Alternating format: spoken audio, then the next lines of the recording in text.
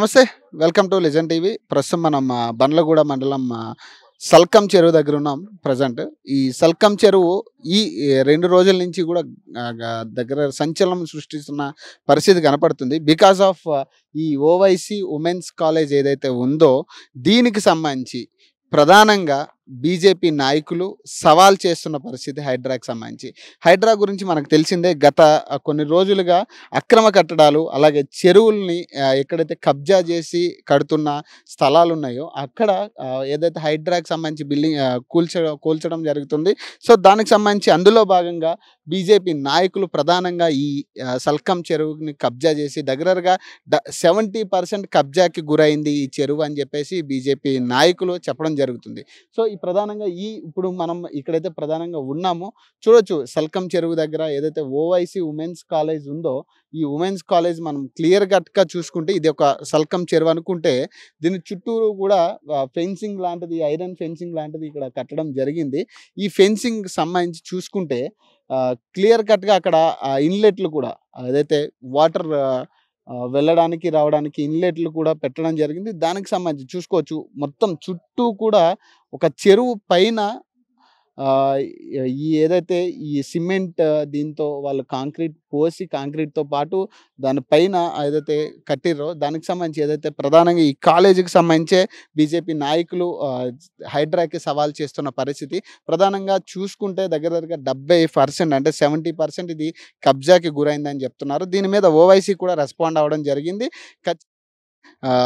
ఏదైతే ఇప్పుడు tank bund మీద ఉన్న సెక్రటరేట్ కావచ్చు, జిహెచ్ఎంసీ బిల్డింగ్లు కావచ్చు, ఇవన్నీ కూడా కబ్జాకి గురై కట్టినవే. మరి వీటిని ఏం చేస్తారు, ముందు వాటిని టచ్ చేసిన తర్వాత మా దగ్గరికి రండి అన్నట్టుగా వాళ్ళు చెప్పడం జరుగుతుంది. అలాగే దీంట్లో 12 కాలేజీలు నేను కట్టడం జరిగింది. 12 కాలేజీలు కూడా పేద విద్యార్థుల్ని చదివించడానికి మాత్రమే నేను నిర్మించాను.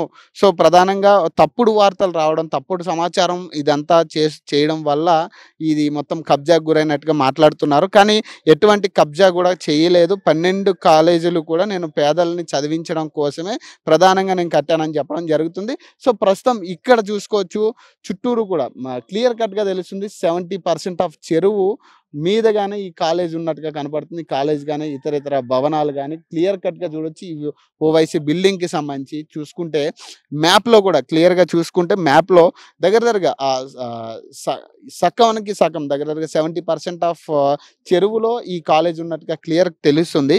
సో దీనికి సంబంధించి హైడ్రా ఎందుకు ఇప్పటిదాకా దీని మీద చర్యలు తీసుకోలేదు, ఇది ప్రధాన చర్చ జరుగుతుంది.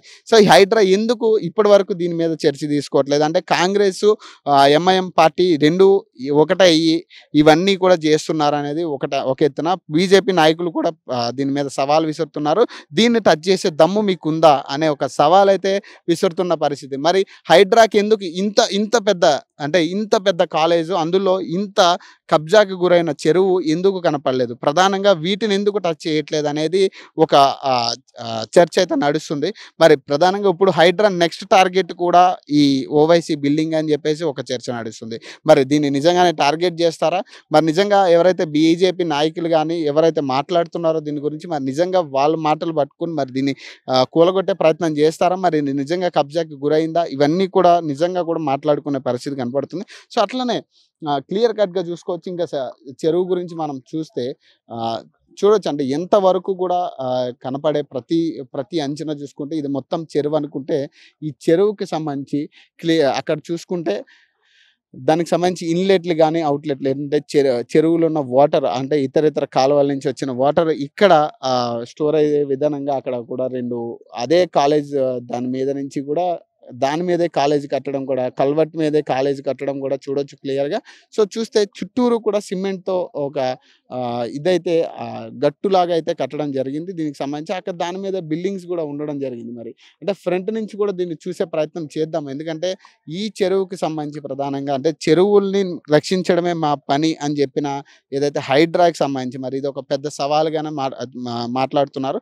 మరి ఈ ప్రధాన చర్చను కూడా మనం చూసుకుంటే అంటే ఈ హైడ్రా కూడా వాళ్ళు చెప్పేది ఏంటంటే ఈ చెరువులు మేము కాపాడుతాం, ఖచ్చితంగా ఏ ఒక్కరిని కూడా విడిచిపెట్టమని చెప్పి రంగనాథ్ గారు కూడా మాట్లాడడం జరిగింది.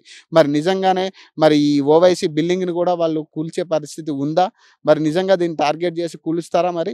అంటే నిజంగా కూడా అంటే సామాన్యులు చాలామంది నిన్న కూడా ఒక 40 సంవత్సరాల నుంచి ఉన్న ఇళ్ళని కూడా కూల్చిన పరిస్థితి చూసాం. సామాన్యులు పేదల ఇల్లులు కూడా కూల్చిన పరిస్థితి చూసాం. వాళ్ళకి ఎట్లాంటి కేటాయింపులు కూడా చేయని పరిస్థితి. ఆల్టర్‌నేటివ్ కూడా చూపించకుండా ఇల్లు కూల్చిన పరిస్థితి కూడా చూసాం మరి. మరి ఇట్లా పెద్ద పెద్ద బిల్డింగ్‌లు కట్టి ఇంత బడాబాబుల పరిస్థితి ఏంటి?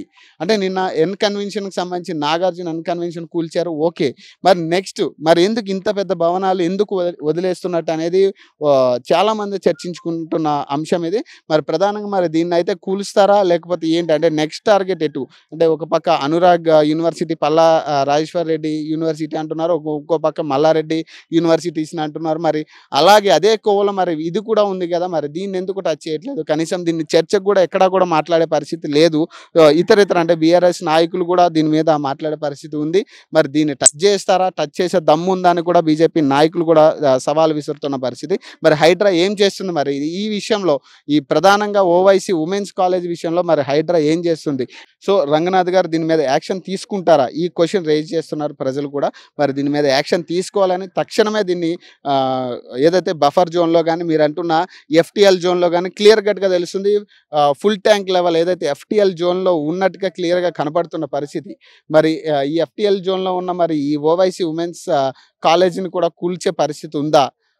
మీరు మరి నెక్స్ట్ టార్గెట్ ఇదేనా? మరి ఈ అంశానికి జవాబు ఖచ్చితంగా అటు రేవంత్ రెడ్డి గాని, ఇటు ఎవరైతే హైడ్రా కమిషనర్ రంగనాథ్ గారు కూడా గాని దీని మీద రెస్పాండ్ అవ్వాలి. ఖచ్చితంగా దీనికి ఒక సమాధానం చెప్పాలి. ఖచ్చితంగా ఇవైతే ఖచ్చితంగా క్లియర్ కట్‌గా చెప్పొచ్చు దీన్ని అక్రమ కట్టడం అని జెప్పేసి. మరి దీన్ని ఎట్లా మరి దీని మీద యాక్షన్ తీసుకుంటారా? తీసుకోరా? మరి రంగనాథ్ గారు చెప్పాల్సింది. మరి మరిన్ని విశేషాల కోసం చూస్తూనే ఉండి లెజెండ్ టీవీ.